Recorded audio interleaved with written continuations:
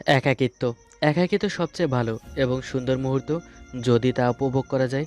যদি এই একাকিত্ব আপনি উপভোগ করতে পারেন, তবে আপনি পৃথিবীর সবচেয়ে সুখী মানুষ। যদিও একাকিত্ব আত্মহত্যার লক্ষণ, তবে সেই একাকিত্বকে আমি হাসির চেহারায় লুকিয়ে খুশিতে রূপান্তরিত করতে পারি। রূপান্তরিত করতে আমার সবচেয়ে দুঃখের সময়টাকেও সুখের হয়। সত্যি বলতে, মানুষ আমাকে দেখলে হিংসা করে আমি সারাদিন কিভাবে হাসি মুখে থাকি। একদিন তো আমার অফিসের একটা এমপ্লয়ি আমাকে প্রশ্ন করেই বসলো যে, স্যার, আপনি সারাদিন এত কাজের চাপে মেজাজ নষ্ট না করে কিভাবে হাসি মুখে থাকতে পারেন? আমি তো পারবো না। তখন আমি তাকে তার জবাবে বলেছিলাম, যেদিন আপনি নিজের রাগটাকেও হাসিতে বদলাতে শিখে যাবেন, সেদিন আর আপনি কোনো অফিসের এমপ্লয়ি থাকবেন না, কোনো একটা প্রতিষ্ঠানের স্বত্বাধিকারী হবেন। আমার নাম হলো রাকিব, রাকিব চৌধুরী। আমি খুব ভাবুক মানুষ, তবে সবসময় নিজেকে নিয়ে, নিজের খারাপ দিকগুলোকে নিয়ে ভাবতে ভালোবাসি। আর হ্যাঁ, আপনারা চাইলে আমাকে ফ্যামিলি ম্যান উপাধি দিতে পারেন। হয়তো আপনারা আমাকে নিয়ে হাসছেন যে, দেখো, নিজে নিজের সুনাম করছে। তেমন কিছু না। আসলে নিজে নিজেকে যতটুকু জানি, অন্য কেউ ততটুকু জানে না। 1 বছর আগে ঠিকমতো কথা বলতে না পারা শিশু নিজে কি করবে, কি চায়, সেটা সে নিজে বোঝে। কিন্তু তাকে বুঝতে অন্যদের অনেক কষ্ট হয়। সে কি বলতে চাচ্ছে, আমি কি বলতে চাচ্ছি, তা বুঝতে হয়তো আপনাদেরও কষ্ট হচ্ছে। তবে আপনাদের তেমন কষ্ট করতে হবে না। চেষ্টা করব বিশ্লেষণ করে বলার। আমরা কোথায় যেন ছিলাম? হ্যাঁ, ফ্যামিলি ম্যান। সত্যি কথা, আমার পরিবারে মা এবং আমি ছাড়া আর কেউ নেই। আমাকে কেউ বুঝুক আর না বুঝুক, আমার মা ঠিকই আমাকে বুঝতে পারে।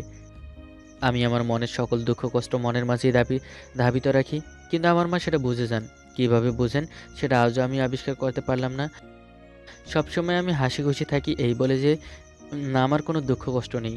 আছে অনেক কিছু, হয়তো অন্যদের থেকেও বেশি।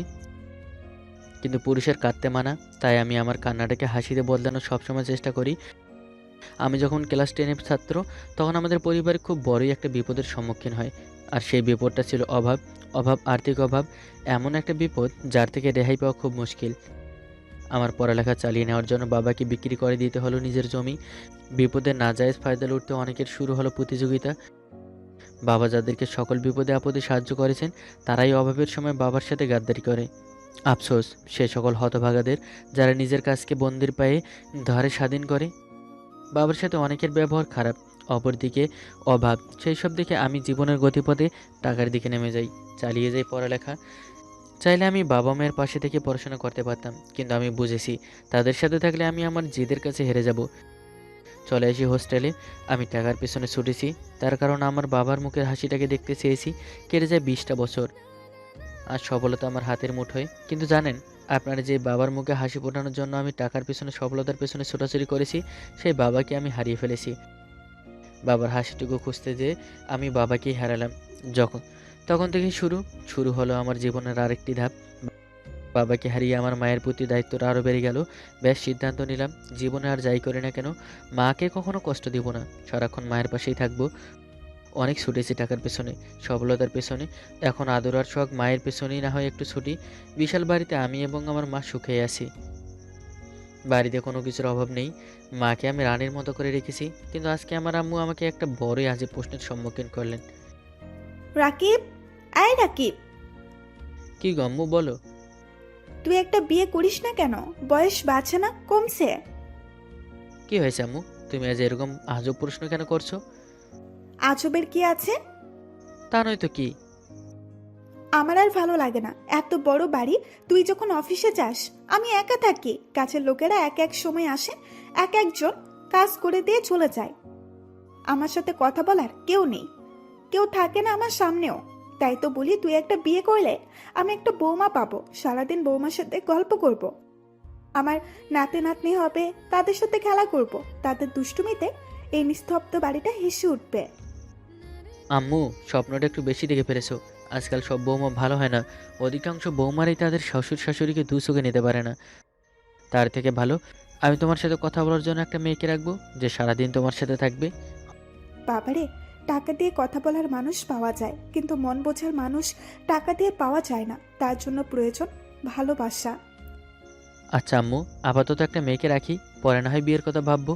আম্মু তখন একটু মন খারাপ করেই বললেন। ঠিক আছে। ও আম্মু, মন খারাপ করো কেন? বললাম তো কিছুদিন যাক, বিয়ে করব। আমি এখন অফিসে যাই। আচ্ছা ঠিক আছে, তাড়াতাড়ি আসিস। আমার আবার একা ভালো লাগে না। আচ্ছা আসবো। এই বলে আমি চলে গেলাম অফিসে। অফিসে ঢোকার সময় একটা মেয়েকে দেখতে পেলাম। অফিসের সিঁড়িতেই বসে আছে। সিকিউরিটি দিকে তখন ওখান থেকে যাওয়ার জন্য কথা বলছে, কিন্তু তার কোনো সাড়া নেই। সেদিকে আমি আবার তেমন লক্ষ্য না করে আমি আমার কাজে মনোযোগী হই। কাজ, মিটিং বাবদ সব কিছু শেষ করে আমি যখন খুব ক্লান্ত নিজের চেয়ারে রেস্ট করছিলাম, রাত ৯টা। আম্মুর কল। হ্যালো রাকিব, জি আম্মু, বলো। বাসায় আসবি না? আমার ভালো লাগছে না, একটু তাড়াতাড়ি আয়। আচ্ছা আচ্ছি। আমি এই মুহূর্তে দেরি না করে অফিস থেকে বের হতে বাসার উদ্দেশ্যে বেরিয়ে পড়লাম। অফিসের বাইরে এসে সেই মেয়েটা এখনও বসে আছে একই জায়গায়, একইভাবে। সিকিউরিটিকে জিজ্ঞেস করলাম কে। বলল সে জানে না, সারাদিন নাকি এভাবেই বসে আছে, না কিছু খেয়েছে না কোনো কথা বলেছে। আমি গিয়ে মেয়েটার সামনে বসি। ময়লা শরীর, পরনে ময়লা কাপড় চোপড়, চুল ছনাবরা, ঠোঁটে পড়েছে ফাটল, চোখে নিচে কালো দাগ, তারপর দেখতে মায়াবী। আমি তার সামনে বসতেই একটু অস্বস্তি বোধ করে একটু সরে বসলো। জিজ্ঞেস করলাম কে তুমি। আমার দিকে এক তাকিয়ে কিছু না বলে সে আগের মতো বসে রইল। কিছু খেয়েছো? কোনো সারা শব্দ নেই। আমি উঠে গিয়ে সামনে একটা রেস্টুরেন্ট থেকে খাবার এনে তার সামনে রাখতেই খুব তৃপ্তির সাথে খাবারটুকু খেলো। আবার জিজ্ঞেস করলাম কে তুমি। কেঁদে কেঁদে উত্তর দিল, ঈশা। সারাদিন ধরে এখানে কি করছো? কারো অপেক্ষা? না, কোনো সমস্যা? আমার মা বাবা নেই, 4 বছর আগে মারা গেছেন। তারপর আমি আমার চাচার কাছেই থাকতাম। বাবা সকল সম্পত্তিটুকু চাচা জুয়া খেলে শেষ করে দেন। চাচার একটি মেয়ে আছে, এখন সংসার চালানোর দায় হয়েছে বলে চাচি আমাকে নিয়ে আরেক বাসার কাজের মেয়ে হিসেবে দিয়ে দেন। ছোটবেলা থেকেই তাদের নির্যাতনের শিকার হয়ে বড় হয়েছি। বাসার সকল কাজই আমি করতাম। যেখানে কাজের জন্য গেছি তারা খুব নির্যাতন করে, কিন্তু আর সহ্য হচ্ছিল না, তাই পালিয়ে আসছি। কিচ্ছু জানি না আমি কি করব, কোথায় যাব। এখানে আমার নিজেকে বিপদমুক্ত মনে হলে সারাদিন ধরে বসে আছি। বুঝলাম। তো এভাবে কতদিন বসে থাকবে? আর তোমার কি কোনো ভাই বোন আছে? আমি একমাত্র মেয়ে ছিলাম। আচ্ছা তবে তুমি থাকো, আমি গেলাম, বলে আমি বাড়ি চলে গেলাম। ছেলেটাকে দেখে আশায় একটু আলো পেলেও সে চলে গেল। খাবার দিয়ে আমার প্রতি দয়া করলো নাকি? আমি আমার মতোই বসে আছি। কষ্টটা আগের থেকে আরো একটু বেড়ে গেল। এই প্রথম কাউকে জীবনের গল্প বললে সে কোনো গুরুত্ব দিল না। আস্তে আস্তে করে রাস্তাটা নীরব হচ্ছে। সারাদিনের কাজ শেষ করে সবাই বাসায় ফিরে যাচ্ছে। আমি কোথায় যাব? আমার যাওয়ার কোনো ঠিকানা নাই। কেউ আমাকে বুঝবে এমন কোনো মানুষ নাই। আকাশের দিকে তাকিয়ে অঝরে চোখের পানি ফেলছিলাম, করছিলাম নীরব কান্না। পরক্ষণে সামনে এসে সেই গাড়িটা থামলো, যে গাড়ি দিয়ে ছেলেটা আমার জীবনের কাহিনীর কথা শুনে চলে যায়। কিন্তু গাড়ি থেকে এসে ছেলেটা আর নামলো না। একজন মহিলা আমার দিকেই মনে হয় আসছেন। হ্যাঁ তাই তো, আমার সামনে এসে দাঁড়ালেন, আমার দিকে তাকিয়ে আছেন। আসসালামু আলাইকুম। ওয়ালাইকুম আসসালাম। তুমি ঈশা? জি, আমাকে চেনেন? হ্যাঁ, শুনেছি তোমার কথা। আমি একটা নকল হাসির ঝলক দিয়ে নীরব হয়ে রইলাম। এখানে এভাবে কতক্ষণ থাকবে? আল্লাহই ভালো জানেন। শুনলাম তুমি নাকি বাসায় কাজ করতে। চোখে মুখে লজ্জা নিয়ে সত্যি কথায় হ্যাঁ বললাম। আমার বাসায় কাজ করবে? আমি নির্যাতন করব না।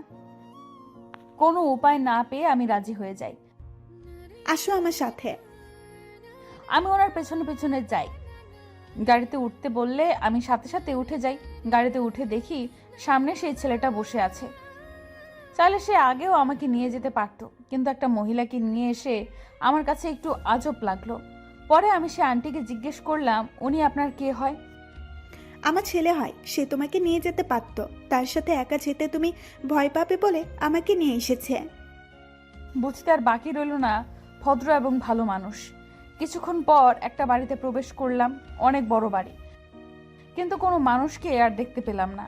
আমি এই বাসার ভেতরে ঢুকে সোফার সামনে গিয়ে নিচে বসে পড়লাম। এ কি ঈশা, তুমি নিচে বসছো কেন? উপরে উঠে বসো। না, আমি ঠিক আছি। আহা, উপরে উঠো। চোখ দিয়ে কান্না চলে আসলো। আসলে আন্টি বসতে বসতে এখন সোফায় বসতে ভয় করে, যদি মার খেতে হয়। পাগল মেয়ে, এদিকে এসো। আমাকে নিয়ে একটা রুম দেখিয়ে দিয়ে বললেন, আজ থেকে এই ঘরে তুমি থাকবে। যাও, ফ্রেশ হয়ে খাবার খেতে এসো।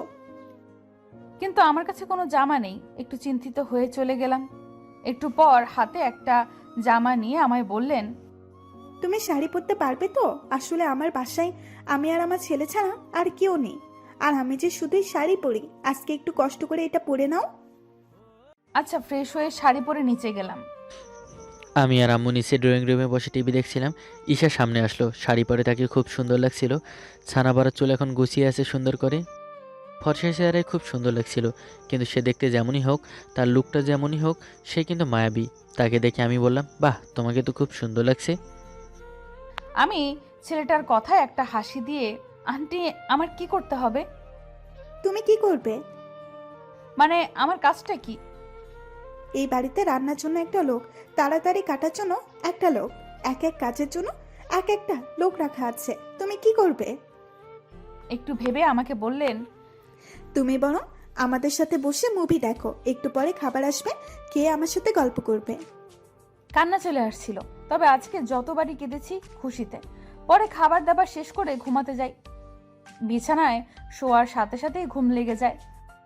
অনেক দিন পর একটা শান্তির ঘুম ঘুমিয়েছি। ঘুম ভাঙার পর ঘড়ির দিকে তাকিয়ে দেখি দুপুর 2টা বাজে। তাড়াহুড়ো করে নিচে গিয়ে দেখতে পাই আন্টি একা একা ড্রয়িং রুমে বসে আছে। আমাকে দেখেই, ঈশা, তুমি উঠেছ? ভালো হয়েছে। আমার একা একা লাগছিল। টেবিলে নাস্তা আছে, শেষ করে আসো, গল্প করব। নাস্তা সেরে আমি আন্টির সামনে গিয়ে বসলাম। আচ্ছা আন্টি, একটা কথা জিজ্ঞেস করতে পারি? হ্যাঁ, অবশ্যই, বলো। আমাকে না বললেন আপনার বাসায় কাজ করতে হবে, কিন্তু এখানে তো এক এক কাজের জন্য এক একজন লোক আছে, তবে আমার কি কাজ? তোমার কাজ শুধু সারাদিন বসে বসে আম্মুর সাথে গল্প করা, আর কোনো কাজ নেই। বাসায় একটা মেয়ের অভাব না বুঝতে দেওয়া, আম্মুকে একা থাকতে দেওয়া যাবে না। এরপর তোমার সকল দায়িত্ব আমার উপর, ইয়ে মানে আমাদের উপর। তুই আসছিস? হ্যাঁ আম্মু, এই নাও। তারপর কয়েকটা ব্যাগ আন্টি আমার দিকে এগিয়ে দিয়ে বললেন, এই নাও তোমার জন্য জামা কাপড়। কি আজব তাই না? যাদের দায়িত্ব আমাকে আদর করার, তারা আমাকে খাটিয়েছে, আর যারা আমাকে চাইলেও খাটাতে পারে তারা আদর করছে। ব্যাস, আমি আমার কাজের প্রতি খুব মনোযোগী। সারাদিন আন্টির সাথে গল্প করি। কেউ একজনকে পেয়েছি অন্তত নিজের মনের কথাগুলো খুলে বলতে পারি। আমি এখানে অনেক সুখেই আছি। আন্টির কাছ থেকে মায়ের আদর পাচ্ছি, কিন্তু রাকিব ছেলেটা বড়ই আজীব। আমার সাথে ঠিকমতো প্রয়োজন ছাড়া একদিনও কথাই বলেনি। সারাদিন আম্মু আম্মু, ব্যাস। তারপরও ভালো। তার নামটা আমি আন্টির কাছ থেকে জেনেছিলাম। এইভাবে একটা মাস কেটে যায়, খুব ভালোই কেটেছে। এই কয়েকদিনের আদরে আমি আগের সকল দুঃখকে ভুলে যাই, কিন্তু কে জানতো নতুন করে কিছু আমাকে আবারও কষ্ট দিবে। রাকিব আমাকে ডাকছিল। ঈশা, ঈশা। তার ডাকে আমি খুব তড়িঘড়ি করে যাই। জি বলেন। এই নাও। বলে অনেকগুলো টাকা আমার হাতে ধরিয়ে দিয়ে বলল, আজকে তো তোমার 1 মাস কাটলো, তোমার বেতনটা। খুব কষ্ট পাই। নিজের অজান্তেই চোখ দিয়ে পানি চলে আসলো। হাতে থাকা টাকাগুলোকে হাত দিয়ে আর ধরে রাখতে পারলাম না। ছেড়ে দিয়ে আমি দৌড়ে আমার ঘরে চলে আসলাম। ঈশা চলে গেল, কিন্তু সে এমন করলো কেন? আমি কিছু ভুল করেছি নাকি? আমি তার প্রাপ্য বেতনটুকুই দিয়েছি। আমি ঈশার পেছন পেছন গেলাম। রুমের দরজাটাও বন্ধ। ঈশা, ঈশা, দরজাটা খোলো। অনেকক্ষণ ডাকাডাকির পর চোখ মুছতে মুছতে দরজাটা খুললো। ডাকাডাকির পর তাকে একটা চেয়ারে বসিয়ে আমিও তার সামনে বসলাম। কি হয়েছে? কোনো সমস্যা? আমাকে ভয় করে? কাঁদছো কেন? নাকি আমি কোনো ভুল করেছি? আচ্ছা, আমি কি আপনার কাছে সেই কাজের মেয়ের মতোই ছিলাম? কেন? তোমাকে কি কখনো কেউ কিছু বলেছে? তোমাকে তো আমি বললাম এই বাড়িতে মেয়ের অভাব তুমি পূরণ করবে, আর তুমি কাজের মেয়ে হতে যাবে কেন? কেন নয়? আমি তো এতদিন খুবই ভালো ছিলাম, সবাইকে নিজের ভেবেছি। কিন্তু আজকে তো আপনি আমাকে বেতনের কথায় টাকাগুলো আমার হাতে ধরিয়ে আমাকে বুঝিয়ে দিলেন আমি কাজের মেয়ে, তাই না? এই বলে হু হু করে কাঁদছিল। আসলে আমি ভুল করেছি। সে কখনো আমাদের কাছে কাজের মেয়ের মতো ছিল না। তবে আমি তাকে কেন মাসিক বেতন দিতে গেলাম? আর তার টাকার কি প্রয়োজন? সব দায়িত্ব তো আমি নিয়েছি। আচ্ছা সরি, আমি ভুল করেছি, মাফ করে দাও। আসলে তুমি তো কখনো তোমার প্রয়োজন অপ্রয়োজন কিছু বলো না, তাই ভাবলাম যদি তোমার কোনো প্রয়োজন হয়, তাই আর কি। সমস্যা নেই বলে আমি সেখান থেকে চলে আসলাম। ওই দিনের পর থেকে আমি নিজেকে খুব দোষী মনে হচ্ছিল। ঈশা আমার সাথে ঠিকমতো কথা বলে না। আমি কিছু বললে মাথা নাড়িয়ে হ্যাঁ না বলে। আমি যত তার কাছে যেতে চাচ্ছিলাম, সে আমাকে ইগনোর করছিল। আমি যেন আর কাছে যেতেই পারছিলাম না। এই প্রথম আমি আমার নিজের দুঃখকে হাসিতে বদলাতে পারছিলাম না। না কেঁদে থাকতেও সত্যি খুব কষ্ট হচ্ছিল। হ্যাঁ, কিছুদিন ধরে রাকিবকে দেখছি সারাক্ষণ মনমরা হয়ে থাকে। আন্টির সাথেও ঠিকমতো কথা বলে না। হঠাৎ এমন পরিবর্তন, কিন্তু কেন? রাতে ঘুম হচ্ছিল না। ভাবলাম একটু ছাদ থেকে ঘুরে আসি। ছাদে যেতেই দেখতে পেলাম ওপাশ হয়ে রাকিব হু হু করে কাঁদছে। তার কান্না দেখে আমার খুব মায়া হলো। না চাইতেও তার সামনে গিয়ে বসি। মনে খুব কষ্ট বুঝি। তড়িঘড়ি করে আমি চোখ মুছে চেহারায় নকল হাসির ছোঁয়া এনে তাকে আরে কবে এসেছো? কি দরকার এই নকল হাসির? সব তো দেখেই ফেলেছি। আমি আর কিছু না বললাম, সামনের দিকে তাকিয়ে আসি। অনেক কষ্ট পেয়েছেন তাই না? কাউকে ভালোবেসে ফেলেছি, সেটা বুঝতে পেরেছি। নিজের করা একটা ভুল যখন সে আমাকে শুরু করে ইগনোর করা। তো কি হয়েছে? মনের কথা বলে দিতে হয়। কিন্তু তাকে আমি বলতে পারছি না, এইভাবে যে সে যদি আমাকে তার প্রতি দয়া দেখিয়ে এখন তার সুযোগ নিচ্ছে বলে। আমার বুঝতে আর বাকি রইল না সে আমার কথা বলছে। জানো, আমার আম্মু চায় সে তার বৌমার সাথে সারাদিন গল্প করবে, আর আমি তার জন্য একটা বৌমা নিয়ে আসতে পারি না। এইভাবে যে সব বৌমা ভালো হয় না। আমার কাছে আমার আম্মুই তো সব, কিন্তু আমি এমন একজনকে পেয়েছি যে আমার আম্মুর বৌমা হওয়ার যোগ্য, কিন্তু বলতে পারছি না। কে সে বলে দাও। থাক, তুমি যাও ঘুমিয়ে পড়ো, রাত জাগলে শরীর খারাপ করবে। এই বাড়িতে কেউ কান্না করুক আমি চাই না। তুমি চলে গেলে আম্মুর সাথে গল্প করার জন্য তোমার জন্য একজনকে আর কোথায় পাবো? আমি তো যাচ্ছি না। তবে এই বাড়িতে একটা পরিচয় নিয়ে থাকতে পারো না? কেমন পরিচয়? হু হু করে কাঁদতে কাঁদতে বলল, আমি না তোমাকে ভালোবেসে ফেলেছি, বিশ্বাস করো, আমি সত্যি তোমাকে ভালোবাসি। আমি আর কিচ্ছু জানি না কেন কিভাবে ভালোবাসি, কিন্তু ভালোবাসি। চুপ করো, কান্না বন্ধ করো বলছি। এদিকে তাকাও। তার কথা মতো আমি তার দিকে তাকিয়ে আছি। ভালোবাসা ইচ্ছে করে হয় না, ভালোবাসার কারণ লাগে না, এমনিতেই হয়ে যায় বুঝলে। এ বলে আমি তার কাঁধে নিজের মাথা রাখি। তোমাকে খুব ভালোবাসি ঈশা। আমিও। ছোট পোলাপানের সাথে ক্রিকেট খেলতেছি আর মনে মনে দুষ্ট বুদ্ধি চাপতেছি। আমাকে সেদিন জেলে আটকাইছিল না, আজ দেখব কি করি। আমি ইচ্ছে করে পুলিশ ম্যামের জানালা পেঁচিয়ে বল মেরে সেটা দেখে পোলাপানগুলো বলা শুরু করলো, ভাইয়া, আজকে আপনি জানালা ফাটিয়ে দিলেন। এখন যদি পুলিশ ম্যাডাম আসে তখন কি করবেন? মনে হয় পুলিশ ম্যাডাম বাড়িতে নাই। সেদিন আমার উপরে কী পরিমাণ অত্যাচার করেছে, আমাকে রাত পর্যন্ত জেলে আটকিয়ে রেখেছে। ভাইয়া, সেদিন তো রাত পর্যন্ত আটকে রেখেছে, এখন মনে হয় সারা জীবন আটকে রাখবে। ভাইয়া, আমরা যাই। এই তোরা ভয় পাইস না, সুন্দরভাবে বল কর। ওরা বল করছে আর আমি বল পিটাচ্ছি, এমন সময় কে যেন আমার কলার ধরলো। সেটা দেখে সবাই পালিয়ে গেল। কে রে কলার ধরলো? তাকিয়ে দেখি সেই পুলিশ ম্যাডাম। তাকে দেখে মনে হয় আমি হিসু করে দিব। তোদের বলছি না এখানে খেলবি না? আর আজকে জানালার কাঁচ ভাঙছে কে? ম্যাডাম আমি না। তুই না? ঠাস। আমি ওখান থেকে সব কিছু শুনছি। আর তুই ইচ্ছে করে আজকেও কাজ ভাঙছিস। সেদিন তোকে এর জন্য জেলে আটকিয়ে রাখছিলাম, সেটা তোর মনে নাই? ম্যাডাম আমি ইচ্ছে করে ভাঙিনি, বল লেগে ভেঙে গেছে, প্লিজ আমাকে ছেড়ে দিন। তোকে জনমের মতো ছিঁড়ে দেবো, দাঁড়া। দাঁড়া তুই। আমি এখন ফোন দিয়ে হাবিলদারকে আসতে বলতেছি। আজকে তোর পরিবারের সবাইকে খবর দিব, তারপরে তোকে ফাঁসির দড়িতে ঝুলাবো। মগের মুল্লুক পাইছেন নাকি? এইটুকুর জন্য আমাকে ফাঁসিতে ঝুলাবেন? চল রুমে চল, তারপরে তোর একটা ব্যবস্থা নিতে আসি। আজকে থানা বন্ধ, তাই তোকে না হয় বাড়িতেই আটকিয়ে রাখবো, কালকে জেলে ভরে দিব। ম্যাডাম এটা করবে না প্লিজ, আমি আর কোনোদিন এখানে খেলতে আসবো না। চুপ! এখন তুই আমার সাথে হাঁটতে হাঁটতে রুমে চল। আমি কোথাও যাব না, শুধু এক জায়গায় যাব, সেটা হলো আমার বাড়িতে। বাড়ির স্বপ্ন হয়তো আর দেখিস না। আমি ওর কান টেনে একটা রুমে নিয়ে আসি, সেটা দেখে ও কান্না করতেছে। আজ বুঝাবো এত পরিমাণ দুষ্টু ফাজলামো করার মজা। আমি এসে ওর হাত পা দড়ি দিয়ে বাঁধলাম। ম্যাডাম এমনভাবে বাইদেন না, তা না হলে আমি বাড়িতে যেতে পারবো না। চুপ করবি না এখনই ফাঁসি দিয়ে দিব? ফাঁসির কথা শুনে আমার কলিজা শুকিয়ে গেল, তাই আমি চুপ হয়ে থাকলাম। এখন বল তো, একদিন বলছি না এখানে আসবি না? আর এই নিয়ে তুই আমাদের জানলার কাজ ভাঙছিস কতবার? ম্যাডাম 10 বারের মতো হবে, আর আজকে নিয়ে 11 বার। তুই কি ভালো হবি না? হ্যাঁ, ম্যাডাম আমি সবার চোখে অনেক ভালো, কিন্তু আপনার চোখেই খারাপ। তুই ভালো? হ্যাঁ, যে তোকে ভালো বলে সেও একটা পাগল। কালকে জেলে নিয়ে গেলে তোর উপর বাড়ি ভাঙার মামলা দিব। বাড়ি তো ভাঙিনি, শুধু জানালার কাজ ভেঙেছি। তুই যে এত পরিমাণ ফাজিল, তোকে যদি শেষ করে দিতে পারতাম তাহলে আমি খুশি হতাম। ওকে, আমাকে মেরে ফেলেন, না হয় আমাকে বাড়িতে যেতে দিন। বাড়ি তো যাবি যেদিন জেল দিয়া ছাড়া পাবি ওই দিন। এখন এখানেই আটকে থাক, আমি রুমে তালা দিতেছি। ম্যাডাম এমন করবেন না, আমি এখন শিশু, ভুল বুঝে এমন করেছি, মাফ করে দিবেন।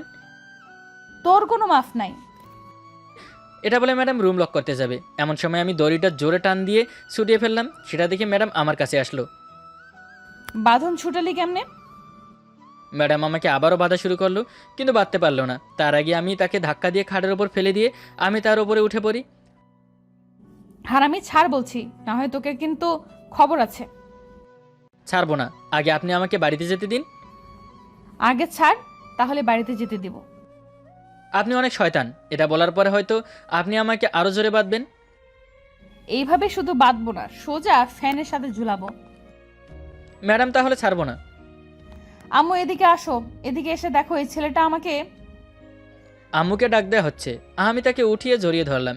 তারপরে তার চেয়ে দড়ি হাতে না দিয়ে আমার ঠোঁট দিয়ে ম্যাডাম ছটপট করতেছে, কিন্তু আমি ছাড়লাম না। ছাড়লে তো আমাকে আবারও বাঁধবে। আমি তাকে অনেকক্ষণ পর ছাড়লাম। কিস খেয়ে ম্যাডাম পুরো ঠান্ডা হয়ে গেল, আর আমার ভয়ের কারণে আমার কলিজা কাঁপতেছে। আমি তার হাত জোরে চেপে ধরলাম যেন আমাকে আবারও বাঁধতে না পারে। ম্যাডাম সরি, ভুল হয়ে গেছে। ও থু থু, ও থু, তুই আমাকে কিস করছিস? তোকে ফাঁসিতে ঝুলানো পর্যন্ত আমার শান্তি নাই। একজন সিনিয়র পুলিশ অফিসারের সাথে এটা কেন করলি তা তোকে কালকে জেলে নিয়ে বের করব। ম্যাডাম মাফ করেন প্লিজ, আপনার ঠোঁট আমার কাছাকাছি চলে যাচ্ছিল, তাই কিস দিয়ে ফেলেছি। বের করব আনে, এখন হাত ছাড়। ম্যাডাম মাপ চাই, যতক্ষণ মাপ না করবেন ততক্ষণ আমি আপনার হাত ছাড়বো না। আমার কেমন যেন লাগছিল, তাই ওকে বললাম হাত ছাড়, তাহলে তোকে বাড়িতে যেতে দিব। আমি তার হাত ছেড়ে দিলাম। ম্যাডাম কিছু মনে করেন না, ভুলবশত হয়ে গেছে। এখন তুই এখান থেকে যা, না হয় কিন্তু আবারও দড়ি দিয়ে আটকাবো। এই কথা শুনে আমি একটা দৌড় দিলাম। রাস্তায় এসে ভাবতেছি ম্যাডামের কি হলো, যার জন্য আমাকে কিছু না বলে ছেড়ে দিল। হ্যাঁ, বেঁচেছি এক বাচ্চা, আর কোনো দিন এখানে খেলতে আসবো না। যদি এই মেয়ে রাগ করে আমাকে জেলে দিয়ে যেত, সেদিন জেলে আটকিয়েছিল, কিন্তু অল্প সময় রেখেছিল। আজ যদি নিত তাহলে মনে হয় আর ছাড়তো না। এখন আসুন সংক্ষিপ্তভাবে আমার পরিচয়টা দিয়ে দেই। আমি হলাম আবির, অনার্স শেষের দিকে পড়তেছি, বাবা মায়ের দুষ্টু ছেলে। আমি একটু দুষ্টু, তাই সবাই জানে। তবে আবার মনে হয় আমি মনে হয় দুষ্ট না, অনেক ভালো। কিন্তু এই ম্যাডামও আমাকে দুষ্ট বলল। এই ম্যাডাম হলো লিজা, একজন পুলিশ অফিসার। আরও আছে, সে হলো আমার মনে মনে, বুঝতে পারলেন না, আমি তাকে পছন্দ করি। পছন্দ করার চাইতেও বেশি ভয় পাই। পুলিশ যে এত রাগী হয় কেমনে, তা তাকে না দেখলে বুঝতে পারবেন না। তাকে পছন্দ করি বলে তার বাড়ির মাঠে প্রতিদিন খেলতে আসি। আসার পর ইচ্ছে করে জানালা পেঁচিয়ে বল মারি। সেদিন এসব দেখে সে আমাকে জেলে আটকে রেখেছিল, তারপর ছেড়ে দেয়। আর আজকে ঘটনাটা আপনারা দেখলেনই। আমি হাঁটতে হাঁটতে বাড়িতে চলে এলাম। পরের দিন রাস্তা বের হয়ে হাঁটতেছি, এমন সময় সেই ছোট্ট আমাকে দেখে বলে, ভাইয়া আপনি এখানে? তো আমি কোথায় থাকবো? আমি ভাবছিলাম আপনি হয়তো এখন জেলে আছেন। চুপ কর, অনেক কষ্টে বেঁচেছি আর কি। ভাইয়া আজকে খেলতে আসবেন? আর যাব না। এর ভেতরে দেখতে পেলাম পুলিশ ম্যাডাম দূর থেকে আমাকে ডাক দিতে আছে। আবির এদিকে আয়, তোর সাথে কিছু কথা আছে। এই কথা শুনে আমি এক দৌড় দিলাম। কি কথা আছে সেটা তো আমি জানি, আমাকে জেলে ভরে দিবে, এটাই হয়তো কথা। আমি বাড়িতে চলে এসে ভাবতেছি আমি আর এই এলাকায় থাকতে পারবো না। এই পুলিশ ম্যাডাম তো আমাকে দেখলে জেলে ভরে দিবে। দেখতে দেখতে 15 দিন কেটে গেল। এতদিন কোথাও বের হতাম না, শুধু বাড়িতে বসে বসে ঘুমাইছি। একদিন রাস্তা দিয়ে হাঁটতেছি, এমন সময় কে যেন ধরে আমাকে গাড়িতে তুললো। তাকিয়ে দেখি লিজা। ওর কি কোনো কাজ নেই? সারাদিন কেন আমার পিছনে পড়ে থাকতেছে? ম্যাডাম আমাকে কি জেলে দিবেন? না, এতদিন কই ছিলি আর খেলতে আসিসনি কেন? ঠিক করছি, আর খেলতে আসবো না। খেলতে আসলেই তো আপনার বাড়ির জানালা ভেঙে যায়। ভেঙে যায়নি কি তুই ইচ্ছে করে ভাঙছিস? আমি তো ভালো আছি, আমি জ্বালানা ইচ্ছে করে ভাঙতে পারি। ম্যাডাম এখন বলেন আমাকে নিয়ে আপনি কোথায় যাচ্ছেন?